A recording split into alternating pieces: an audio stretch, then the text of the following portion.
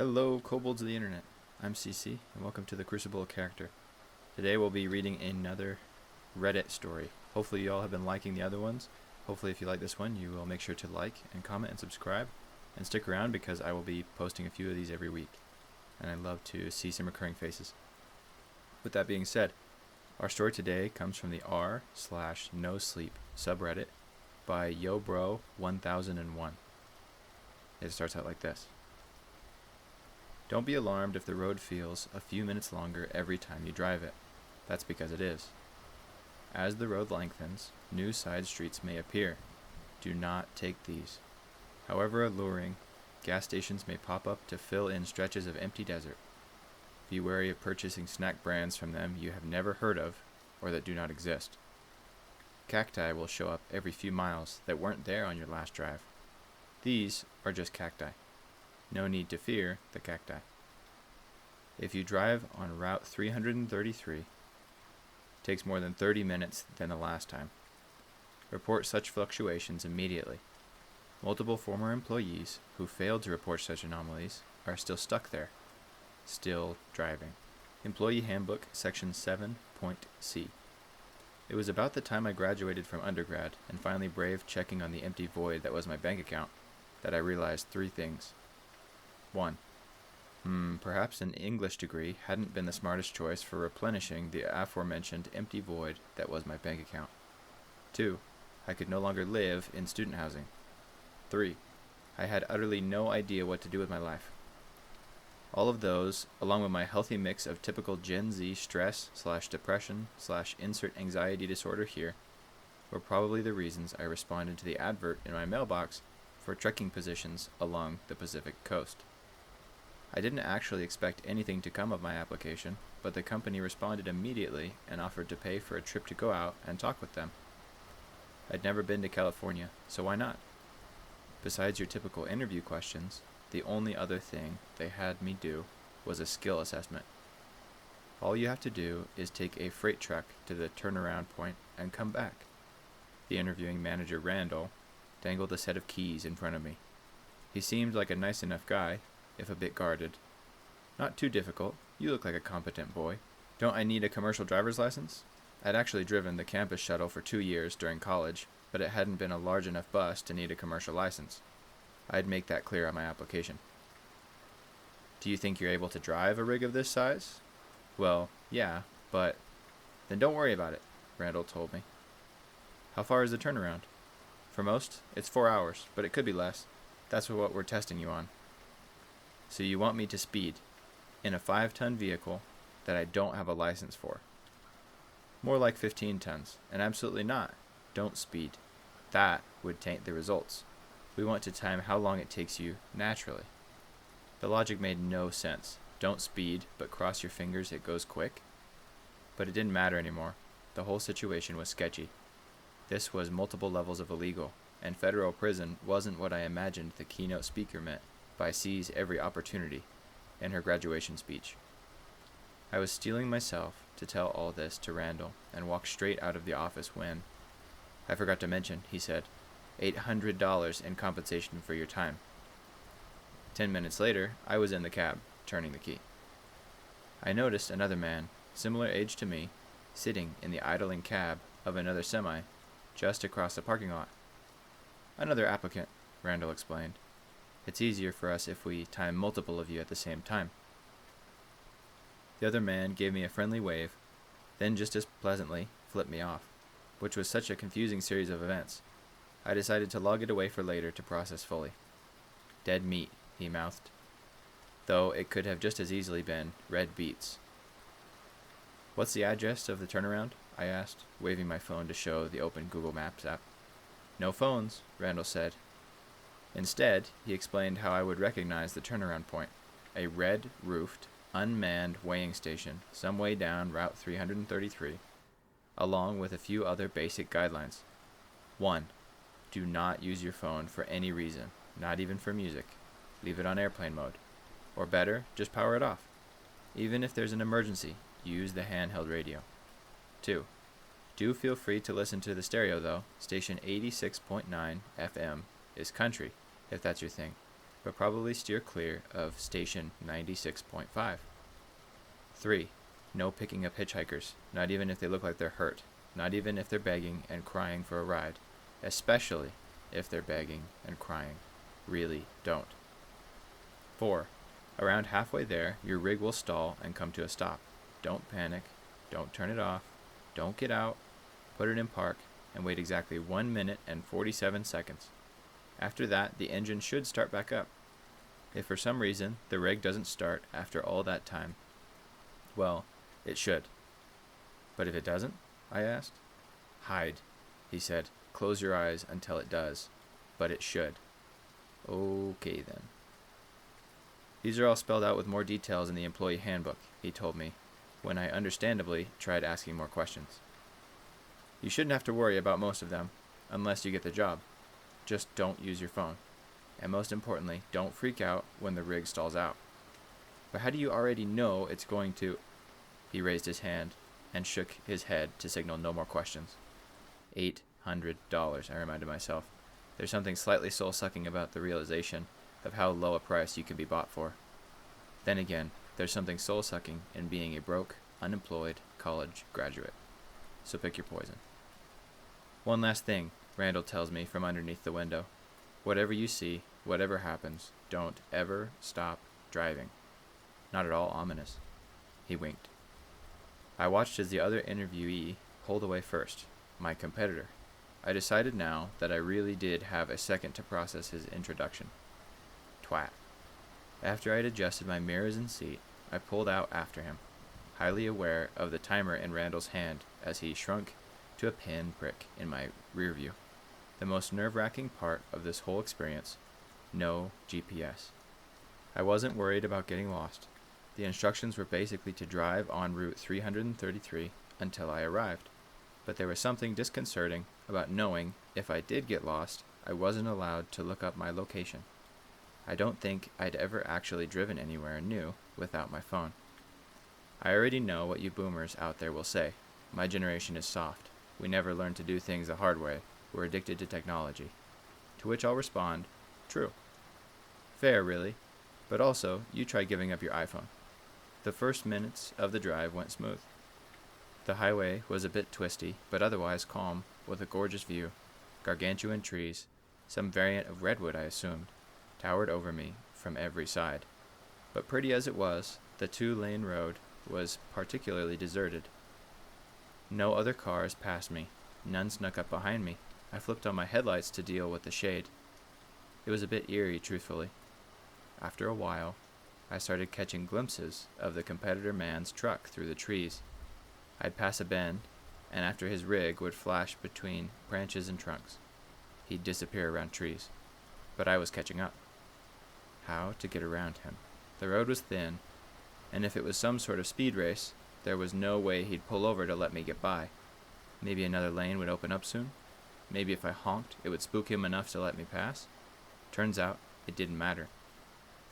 Just as I was solidly behind him, my truck went silent. There was no sputter of life eking from a motor, nor the dying cough of an engine. The gas pedal simply stopped working. My rig slowed some more, then stopped. I was prepared for this. I waited. In my head I counted. Randall had known. Somehow he'd known my rig would sputter out at some point. But he hadn't seemed concerned. Was it planned? Some way to see how we reacted in stressful situations? I found myself wildly looking around for a security camera. Don't be paranoid. Just like he told me, somewhere around second number 100, the engine roared back to life. My freight truck chugged forward, and when I applied gas, it sped up. All right then. The rest of the drive was blessedly uneventful. I never caught back up to competitor man, but smooth otherwise. At some point, the trees petered out to a short stretch of desert highway, and then the red-roofed weighing station. I slowed down and looked at the time. This couldn't be right.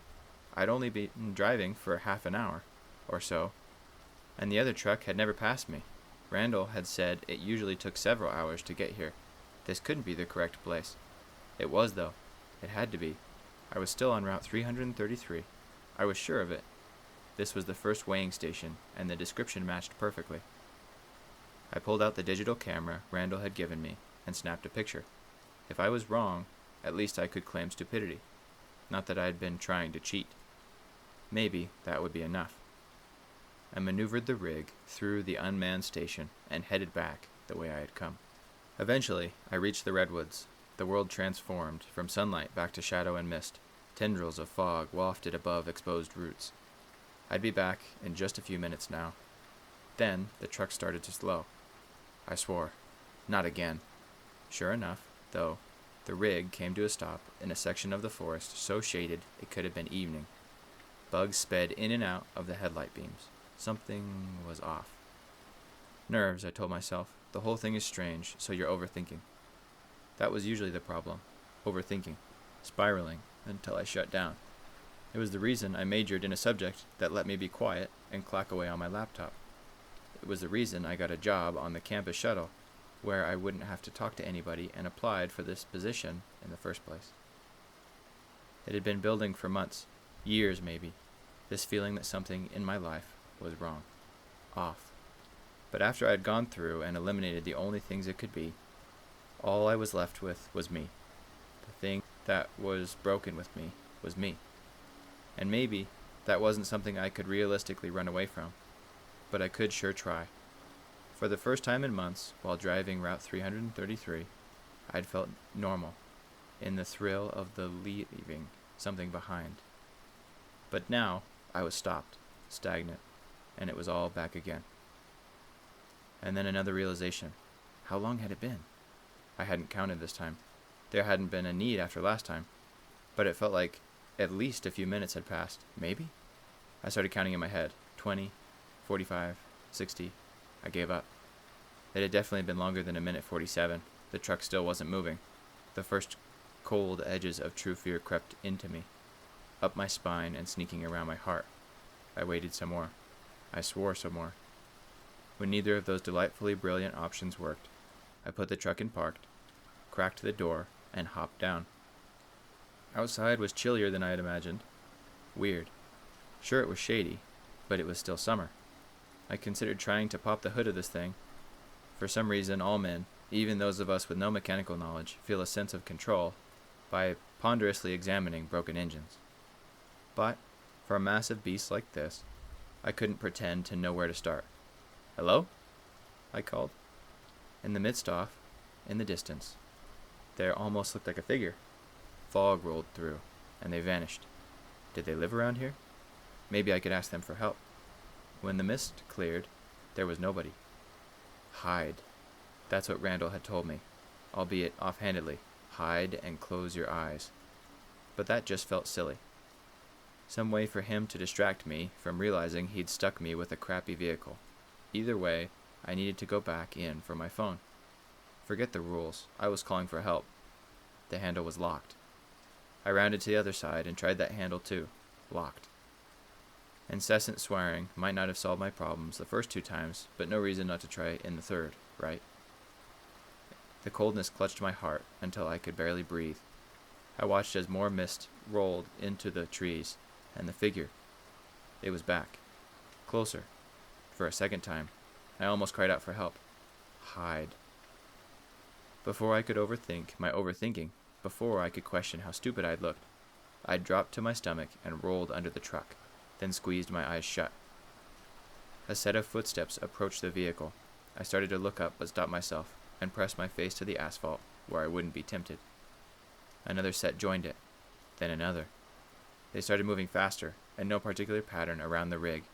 A dozen pittering dogs' feet, except heavier, more intentional, frantic. Something tried at the door handles. I could hear the frustrated yank over and over again.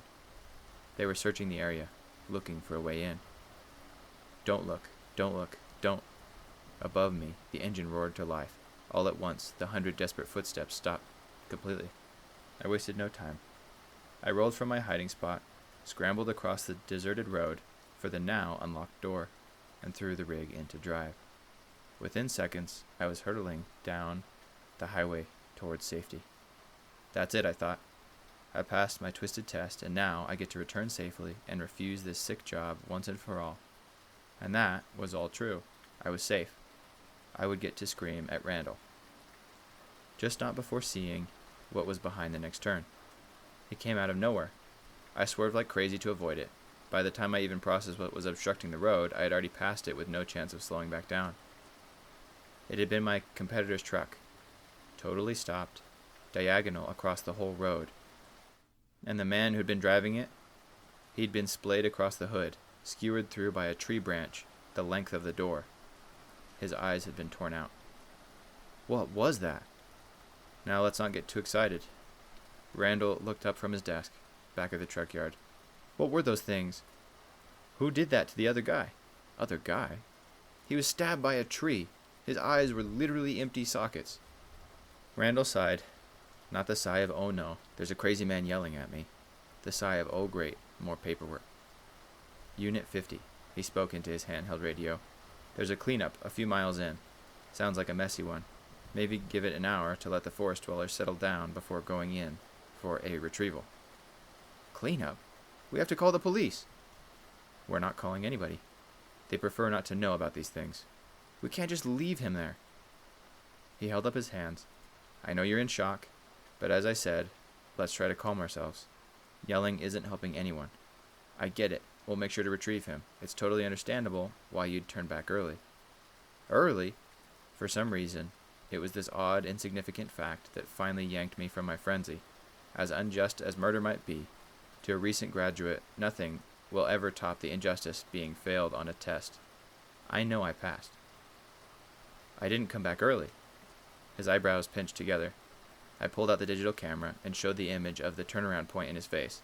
Slowly, his expression opened up to one of shock and awe. You were gone an hour. Maybe an hour 30 at most, Randall considered. Then he stood, smiled, and stuck out his hand. You've got a job. I've got a... What? Have you not been listening? I just saw a dead man. I nearly died myself. There's absolutely no way I'm accepting whatever joke of a job this is. 140,000 base, plus benefits and overtime. 10 minutes later, I was signing the offer. Go ahead. Hate me if you want, but never underestimate what you yourself wouldn't do under the weight of a 6-figure student debt. If you're going to be unhappy, no matter where you are, you may as well be unhappy and rich. It was only hours later, after my flight home, after I was safe in my bed on campus, and the whole interview felt like a distant nightmare, that I finally cracked open my new employee handbook. I found the section on the 1-minute 47-second incident, section 9.A. It explained what Randall had that I should count in my head. Not to freak out, and usually nothing would happen. There was some additional explanation too. If your engine does not immediately come to life after the waiting period has concluded, then close your eyes and hide. The things in the forest will eventually lose interest. Above all, remain in your vehicle. If you leave at any point during the hunting ceremony, they will know you're sent. You will never rest again. The end. Wow, that was really good. I really like that story a lot. I think I'm definitely going to start by saying, absolutely awesome job, Mr. Writer Man. Yo, bro, 1001. That was a very good story. I really appreciate that. The writing was really good. Whether it's true or not, I really appreciate the writing. I'll just say that. But something that really stuck out to me was kind of the fact of... I think something that really stuck out to me was the understanding of taking responsibility for your actions. I think that a lot of us, especially in the Gen Z generation, are kind of prone to not taking responsibility. And so I think this person kind of taking a moment to reflect in that car and say, okay, so how did I get here, you know? He kind of took responsibility for going to college and for kind of living his life in the back seat. And I think too many of us are willing to live our lives in the back seat. I think it's such an important thing to realize, to take responsibility and to do the most with what you got. That's not to say he needed to take responsibility for being in that crummy situation. He didn't know, and he couldn't have done anything different. But what I am saying is, you got to take your life by the reins and live it. Otherwise, it'll just keep coasting. Anyways, Kobolds, thank you for coming into the Forge. Thank you for listening to another story. Do you think you would take this job? Do you think you'd take any job that didn't make you happy as long as you got a lot of money? I think for myself personally, I don't really care what I'd do. I could totally scrape the sewers of New York City if I needed to, if that meant I made a lot of money and could retire when I wanted to and support my family. I appreciate you all for tuning in. If you have any questions or comments or concerns, please put them down below in the comments, or if you just want to say hi. Again, this has been CC with the Crucible of Character, and I'll be uploading these types of videos, these Reddit stories videos, probably 3 or 4 times a week. I appreciate you stopping by, and if you liked it, make sure to stick around for the next one.